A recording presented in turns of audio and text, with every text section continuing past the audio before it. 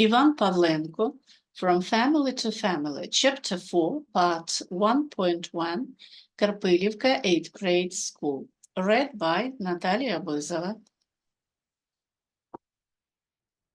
Now I had to overcome the last obstacle on the way to school: how to get out of the collective farm.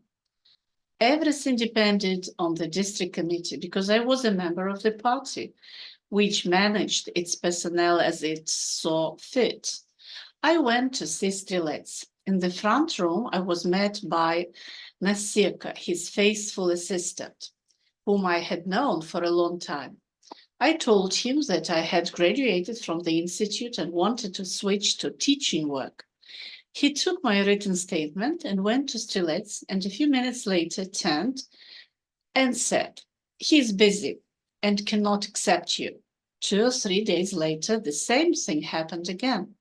"What does he even say?" I asked Nasirka. "Yeah, I will tell you, and then you will repeat my words to him." "Honest pioneer," I jokingly assured him. "I won't report it." I told him Pavlenko's graduated from the institute and wants to switch to teaching work.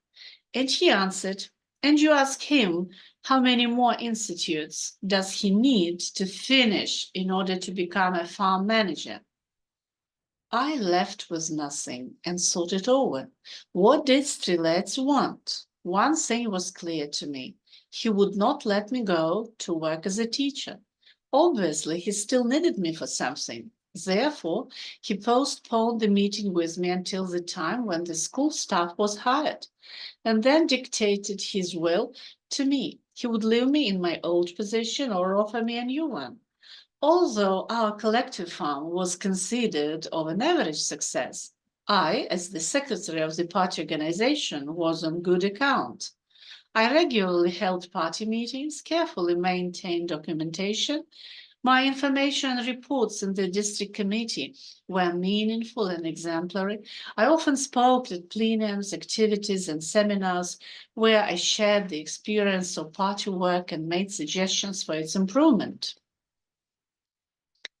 I often published my articles on this topic in the district newspaper, but I understood that despite my knowledge and experience, they would not let me, with my past, go beyond the position I held until recently. That's how they would keep me, where I would have to work a lot and get little. The director of a 7th grade school in our village received 1,300 karbovanцы a month, wore a clean suit, had time for fishing and recreation in nature, while I, in worn-out clothes, searched day and night without days off for plain working days and 160 karbovanцы, which I had never seen, as it was used to pay fines for dead piglets on the collective farm, then to pay for state loan bonds, then for newspaper subscriptions. I left the district committee and headed to the city park. There I sat down on a bench and began to think about my unenviable situation and to look for a way out of it. Petro Hrebinnik, a researcher at the museum, saw me in this way. He had worked for a long time in the district committee of the party and knew its personnel policy well. He and I were once good neighbors. He noticed that something was happening to me, and I frankly told him about my troubles and received the following advice from him: "Strelets will not let you out of the collective farm, and if you yourself flatly refuse your position, you will be expelled from the party, and work in school will not be allowed. But there is a way out, and a legal one as that, to go for teaching work in another region, as directed by the Ministry of Education. If you do that, the district committee is obliged to send your personal file to the place of your professional employment. You were taught for 5 years at a pedagogical school so that you could teach and raise children, and let the party and agricultural bodies prepare secretaries of party organizations and deputy heads of collective farms."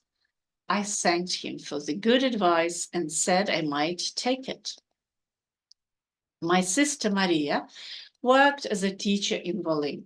She also invited me to her place more than once, and I decided to go straight to her place without crossing the thresholds of the Ministry of Education. Since I no longer had time for it, there were only 2 weeks left before the start of classes in schools.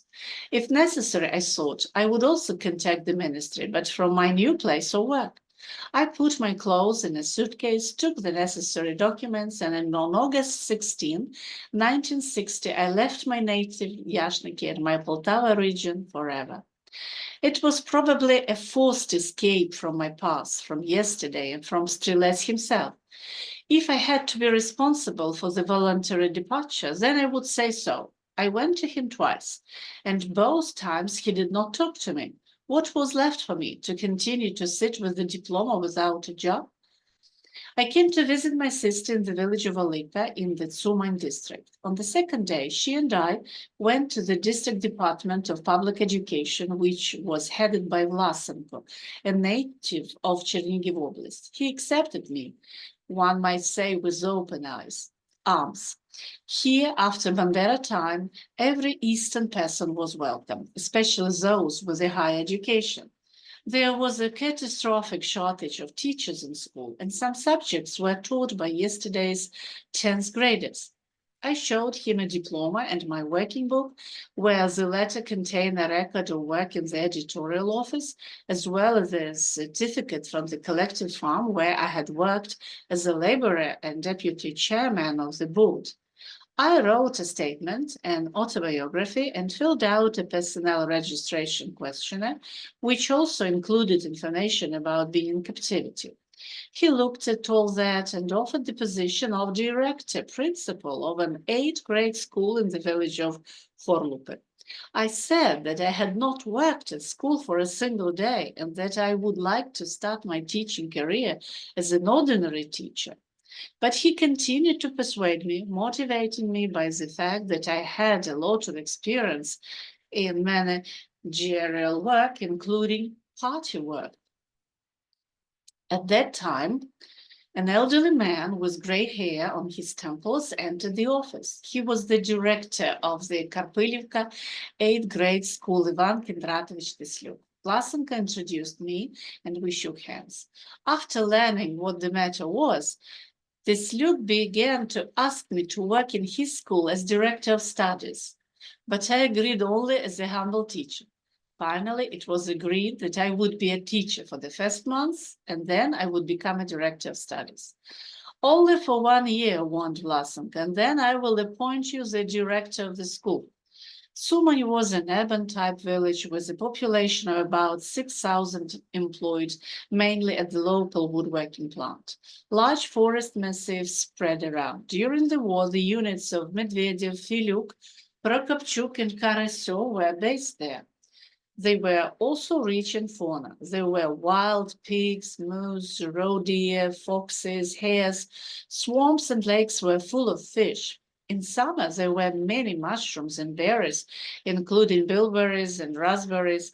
Karpylivka was only 2 kilometers from the district center, and Teslyuk and I reached it in 20 minutes. The road was sandy. After the rains, it dried quickly. The village was small, about 200 yards, but there were many people in it, especially children. The fact was that the majority of its inhabitants were Pentecostals who considered abortion sinful. The houses were wooden, chopped, covered mostly with shingle. The school was located in 2 buildings, also wooden, with about 300 students. There were parallel classes. Almost all teachers lived in Tsuman, including the principal and his wife. The teacher of the Russian language and literature, Hanna Ivanivna Kruk, the wife of the accountant of the collective farm, was overburdened with a large household, reluctantly performing the duties of the director of studies. We found an apartment near the school. A man lived with his wife and daughter, an 8th grader, an ordinary peasant house with a kitchen and 2 rooms. The smaller one was for me, a table, a wooden bed with bedding, and the food was also theirs. The school would deliver a firewood truck for me and pay for the apartment 100 karbovency, and I 200 karbovency. This was monthly. We inspected the school. One house was very large and elongated. The other was smaller, square type. Both were old but still strong. The teacher's room was spacious, separate tables for the director and director of studies, the rest for teachers. On the walls, there were portraits of Lenin and Khrushchev, a little below, a notice board and a schedule of lessons. We also agreed on my study hours. I would teach the Russian language and literature as well as geography. There were 22 hours. 3-4 lessons a day. My salary would be 800 karbovency. In addition, there was an evening 10th grade in which I would also have to teach the Russian literature. Another 100 karbovency would be added. And if I became a director of studies, I would receive 1,100 rubles. I had never had such a salary before. On the second day, I brought my luggage from Olika and started going to work. There were 10 days left before the start of classes, and the teachers were still not at school.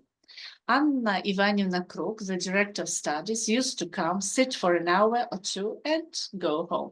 She became my first mentor. She gave me study programs for geography and the Russian language and literature, as well as samples of last year's calendar plans, so that I could orient myself when planning program material for the current year. All that was theoretically familiar from the Institute, and I quickly made my own calendar plans. I also knew how to make lesson plans, but Anna Ivanivna helped here as well. She gave me several methodical journals which contain ready-made lesson plans, and thorough advice on their implementation. Since August 19, I went to school every day. Some teachers also showed up in the morning. They used to talk for an hour about all kinds of extraneous things and went home. And I stayed in the teacher's room by myself. I dug into methodical literature, reread articles on the experience of the best teachers in conducting different types of lessons. I got acquainted with last year's work plan of the school, as well as with the educational plans of the class teachers, which I found in the closets. In this way, I gradually revealed to myself the content of the educational process at school and determined my place in it. A week before the start of the new school year, I attended the district conference of teachers. It was attended by all members of the Bureau of the Party District Committee, as well as some heads of enterprises and collective farms. It must be said that in the Western regions at that time, party organizations were weak and few in number, and teachers were considered the main force that could be relied on for ideological and educational work among the population. Therefore, attention to them was increased and to some extent kind. The main report was read by Vinnik, the first secretary of the district committee. I have already forgotten its exact name, something standard and bureaucratic about the tasks of pedagogical teams in the light of the decisions of the central committee of the CPSU in the further restructuring of the school and strengthening its role in the communist education of the younger generation. The head of the district teacher's office, Vlasenko, delivered the second report. He made a thorough analysis of educational work in the district, named the best and worst schools, leading and lagging teachers, all that was new and unfamiliar to me. A day after the conference, the principal of the school called a meeting. Before it began, he introduced me to the teaching staff. The main tasks for the new academic year were discussed. In the end, the principal announced the distribution of hours between teachers. There were no objections or disagreements. Obviously, this issue had previously been agreed upon. The teaching staff consisted of 14 teachers, 4 of whom were men, the principal, myself, and the French language teacher, and the teacher of physical education and work in the workshops. 3 people lived in Karpylivka: the director of studies, a biologist, and the teacher of junior classes. The rest were wage earners from Sumy, which had a negative impact on extracurricular work with students. At the end of the lessons, all the teachers left for Sumy, led by the principal, hurried home, and life at the school practically froze. The principal of the school, Ivan Pavlenko, was an elderly male who had already been trampled on. Outwardly, he looked more like a village man than a teacher. He walked in clothes that were worn and not always ironed. The hair on the head had not been cut for a long time and was disheveled. He was originally from the eastern region. Before the war, he had graduated from a permanent pedagogic school and a part-time teachers institute with a 2-year term of study. Therefore, he had an incomplete higher education. He taught history, but I can't say how he did it. I was not present at his lessons. Anna Ivanivna Kruk, the director of studies, complained to me that it was difficult for her to work. Everyone went home after school and she had to stay to supervise the extra educational hours, which were mainly reduced to debriefings of behavior and analysis of performance in classes. It was especially difficult to conduct pioneering work since most students were children of Pentecostal believers and did not wear red ties. Almost all teachers had higher and secondary special education. The French teacher did not have any diplomas, but he knew his subject well. After the revolution, he and his parents had emigrated to France and graduated from high school there. The physical education and work teacher also had a general secondary education, had been a senior sergeant in the army, and played volleyball well. Previously, he had worked at a woodworking factory where he had acquired carpentry skills and now passed them on to students. Before the very beginning of the school year, the child of the mathematics teacher became ill, and she refused to lead the 5th grade. The principal asked me to replace her for a month. I agreed, but it was necessary to immediately plan extra educational work in this class. I took last year's register, got to know the students in absentia, talked with the former class teacher, also reviewed the educational plans of other class teachers, after which I planned extra educational activities for the first half of the school year in one day.